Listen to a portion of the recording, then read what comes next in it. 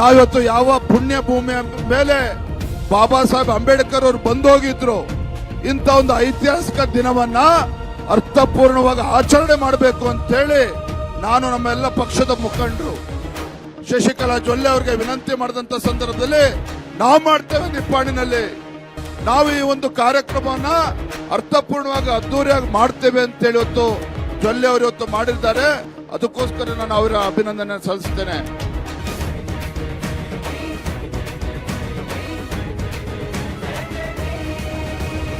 ಇಂಥ ಒಂದು ಅಭೂತಪೂರ್ವವಾಗಿರ್ತಕ್ಕಂಥ ಕಾರ್ಯಕ್ರಮದಲ್ಲಿ ನಾನು ಕೂಡ ಭಾಗವಹಿಸೋದಕ್ಕೆ ಹೆಮ್ಮೆ ಅಂತೇಳಿ ಸಂದರ್ಭದಲ್ಲಿ ಹೇಳ್ತಾ, ಪರಿಶಿಷ್ಟ ಜಾತಿ ಪರಿಶಿಷ್ಟ ಪಂಗಡಗಳ ಅಭಿವೃದ್ಧಿಗೆ ಮೀಸಲಿಟ್ಟಿರ್ತಕ್ಕಂಥ ಹಣವನ್ನ SCP, SP, TSP ಹಣವನ್ನ ದುರುಪಯೋಗ ಮಾಡಿರ್ತಕ್ಕಂಥ ಕಾಂಗ್ರೆಸ್ ಸರ್ಕಾರ, ಇಂಥ ಸರ್ಕಾರವನ್ನ ಇವತ್ತು ರಾಜ್ಯದಿಂದ ಬುಡ ಸಮೇತ ಕಿತ್ತೊಗಿತಕ್ಕಂಥ ಕೆಲಸ ನಾವು ನೀವು ಎಲ್ಲರೂ ಸೇರಿ ಇವತ್ತು ಮಾಡಬೇಕಾಗಿದೆ.